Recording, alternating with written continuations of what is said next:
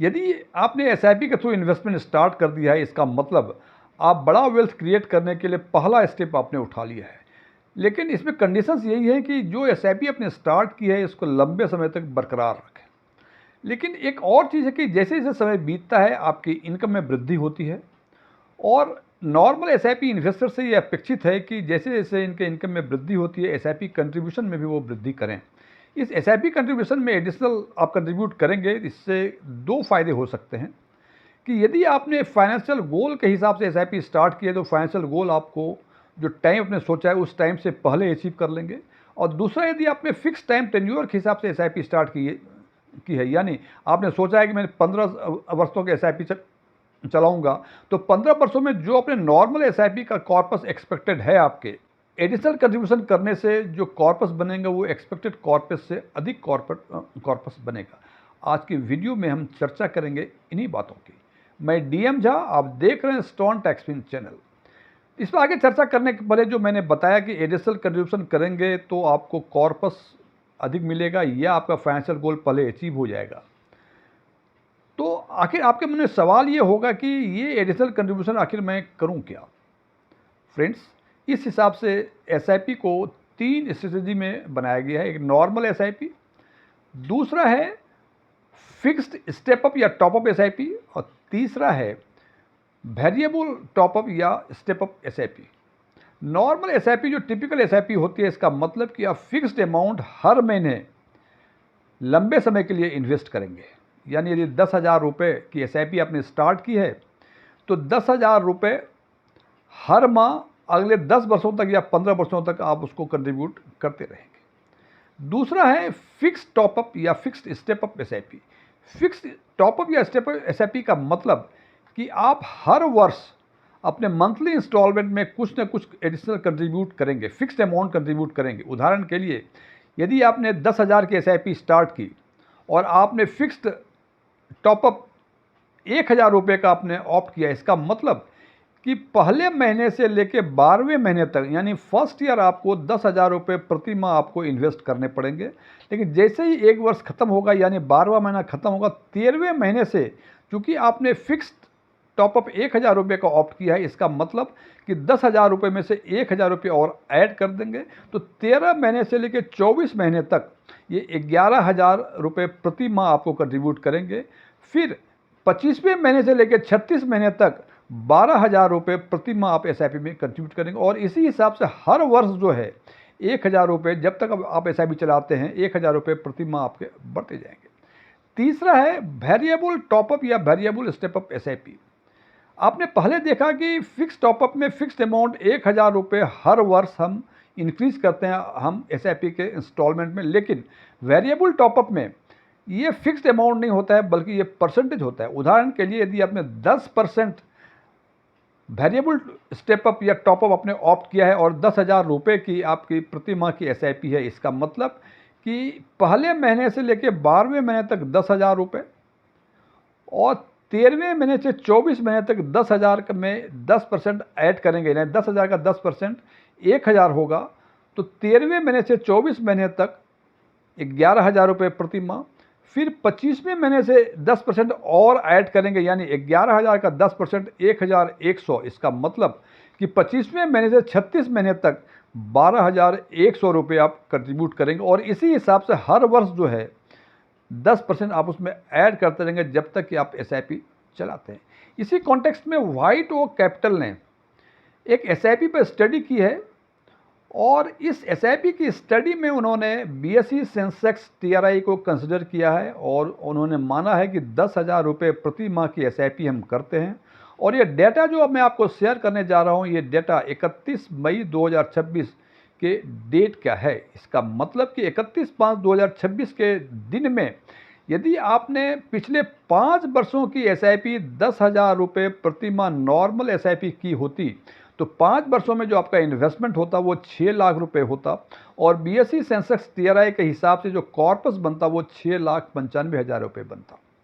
यदि आप fix top up 1,000 रुपये की एसआईपी करते हैं तो 5 वर्षों में आपका जो कंट्रीब्यूशन होगा वो 7,20,000 रुपये होंगे और जो कॉर्पस बनेंगे BSE सेंसेक्स TRI का वो 8,18,000 रुपये बनेंगे।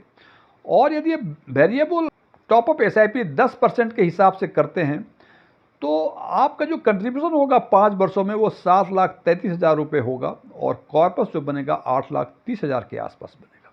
और यदि यही 10,000 के SIP किए होते तो नॉर्मल SIP में 12 लाख आप इन्वेस्ट किए होते 10,000 रुपये प्रति माह के हिसाब से।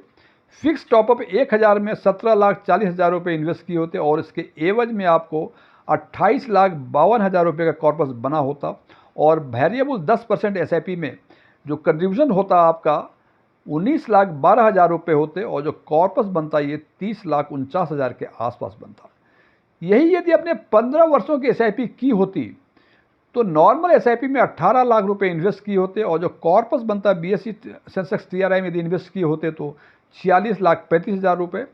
फिक्स्ड टॉपअप 1000 में 30,60,000 आपका कंट्रीब्यूशन होता और कॉर्पस जो बनता वो 68,59,000 बनता।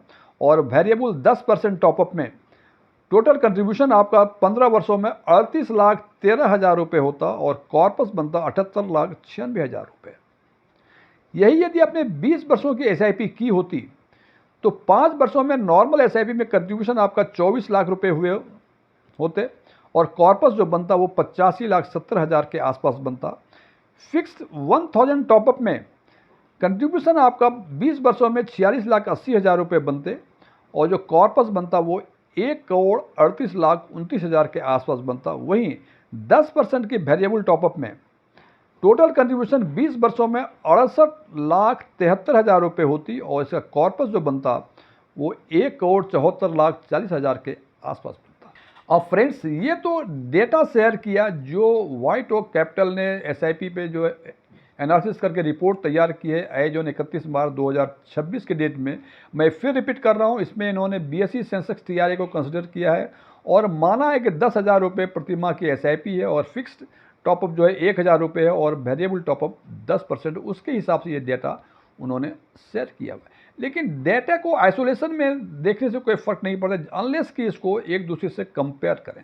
हम देखते हैं कि नॉर्मल SIP और वेरिएबल 10% की टॉपअप SIP जो है इस बीच इन दोनों को यदि कंपेयर करते हैं 5 वर्षों के लिए तो हम देखते हैं कि वेरिएबल 10% टॉपअप में एडिशनल कंट्रीब्यूशन 1,33,000 रुपये एडिशनल कंट्रीब्यूशन किए थे जिसमें कि उसके कारण जो एडिशनल कॉर्पस क्रिएट हुआ वो 1,35,000 रुपये हुआ, यानी केवल आपको 15,000 रुपये का फ़ायदा हुआ।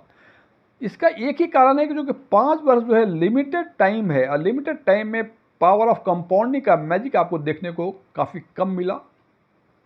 इसलिए यहाँ जो इंक्रीज है 1,20,000 आपने कंट्रीब्यूट किया और कॉर्पस में एडिशनल जो हुआ वो 1,35,000 ही हुआ। यही डेटा यदि 10 वर्षों के अंतराल में हम यदि कंपेयर करें तो हम देखते हैं कि वेरिएबल टॉपअप 10% में एडिशनल कंट्रीब्यूशन हमने 7,12,000 के आसपास की है और उसके एवज में हमें 9,39,000 रुपये के आसपास एडिशनल कंट्रीब्यूशन मिला। तो फ्रेंड्स ये देखें कि यहाँ थोड़ा सा पावर ऑफ कंपाउंडिंग को मैजिक देखने को मिला, लेकिन फिर भी पूरी मैजिक यहाँ देखने को नहीं मिली है। 7 लाख आपने एडिशनल कंट्रीब्यूट किया और उसके एवज में आपको एडिशनल कॉर्पस 9 लाख रुपए का मिला।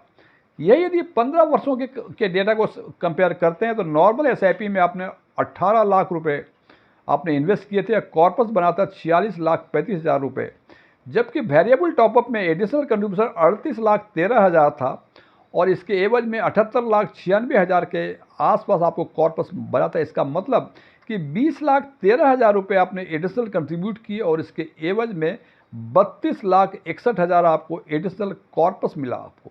तो जनाब ये है पावर ऑफ कंपाउंडिंग का मैजिक। यहाँ देखा कि 20 लाख आपने एडिशनल आपने कंट्रीब्यूट किया और 32 लाख यानी 50% से अधिक का एडिशनल कॉर्पस आपको क्रिएट हुआ। यही यदि 20 साल के डेटा को कंपेयर करते हैं तो हम देखते हैं कि एडिशनल कंट्रीब्यूशन 44,73,000 रुपये है और एडिशनल कॉर्पस जो बना वो 88,70,000 के आसपास बना। यहाँ देखा हमने कि कंट्रीब्यूशन के करीब 2 गुना से अधिक एडिशनल कॉर्पस में क्रिएशन हुआ। तो यहाँ देखें जनाब कि 5 साल में लिमिटेड टाइम था, ऑलमोस्ट पावर ऑफ कंपाउंडिंग देखने को नहीं मिला। 10 वर्षों में थोड़ा सा पावर ऑफ कंपाउंडिंग का मैजिक देखने को मिला, 15 साल में बेहतर मैजिक मिला और 20 वर्षों में ये मैसिव मैजिक दिखाई दिया हमको पावर ऑफ कंपाउंडिंग का। इससे ये तो पता चलता ही है कि एडिशनल कंट्रीब्यूशन करेंगे। हालांकि यदि आप लंबे समय में देखें तो जैसे 20 सालों में आपने 10% टेबल टॉपअप आपने ऑप्ट किया हो तो 20 वर्षों में एडिशनल कंट्रीब्यूशन 44 लाख होता है। 44 लाख कम नहीं होता है, लेकिन चूंकि 20 वर्षों में आपने 10% ही किया है तो जब आप इन्वेस्ट करेंगे तो ये आपको एहसास नहीं होगा, लेकिन लंबे समय में देखेंगे कि उसका कॉर्पस जो इतना बड़ा बनता है वो काफ़ी अधिक एहसास होगा। लेकिन सबसे इम्पॉर्टेंट बात यह है कि फ्रेंड्स, यदि आप टॉपअप एसआईपी चाहे फिक्स्ड अमाउंट हो या वेरिएबल टॉपअप हो, वो यदि ऑप्ट करके कंटिन्यू कर सकते हैं तो निश्चित रूप से आपको करोड़पति बनने की पूरी संभावना है। लेकिन यदि आपने फिक्स टॉपअप या वेरिएबल टॉपअप स्टार्ट कर दिया और बीच रास्ते में एसआईपी बंद कर दी तो इससे खराब स्थिति कुछ नहीं हो सकती है। इससे बेहतर है कि यदि आप टॉपअप चाहे फिक्स्ड हो या वेरिएबल ये कंटिन्यू नहीं कर सकते हैं तो बेहतर है कि नॉर्मल एसआईपी स्मॉल अमाउंट से स्टार्ट करें, क्योंकि नॉर्मल एसआईपी स्मॉल अमाउंट से स्टार्ट करेंगे तो आपको लखपति बनने की पूरी संभावना है। लेकिन यदि आपने फिक्स टॉपअप या वेरिएबल टॉपअप स्टार्ट करके बीच मझधार में एसआईपी को डिसकंटिन्यू कर दिया तो निश्चित रूप से करोड़पति तो कौन कहे, आपको लाखपति बनने के भी लाले पड़ जाएंगे। तो फ्रेंड्स, ये वीडियो क्लोज करने के पहले मैं कुछ डिस्क्लेमर देना चाहता हूं कि मैं कोई म्यूचुअल फंड एडवाइज़र नहीं हूं, नहीं मेरे पास एमएफआई के कोई रजिस्ट्रेशन नंबर है, नहीं मेरे ऑफलाइन या ऑनलाइन कोई इन्वेस्टमेंट या म्यूचुअल फंड पे क्लासेस चला करते हैं, नहीं कोई मेरे वेबसाइट है, नहीं मैंने सेबी के कोई एग्जाम इस कॉन्टेक्स्ट में पास किए हैं। ओपन डोमेन में जो भी इन्फॉर्मेशन अवेलेबल है उसके बेसिस पर मैं आम लोगों के लिए आम वीडियो बनाया करता हूँ। ये मेरे विचार थे, मेरे विचारों से सहमत होना कोई ज़रूरी नहीं है। यदि आप मेरे विचारों से सहमत हैं तो कमेंट बॉक्स में एग्रीड लिखें, और यदि आप मेरे विचारों से सहमत नहीं हैं कमेंट बॉक्स में नॉट एग्रीड लिखें। लेकिन नॉट एग्रीड लिखने के साथ साथ कारण जरूर बताएं कि क्यों आप मेरे विचारों से सहमत नहीं हैं। Thank you.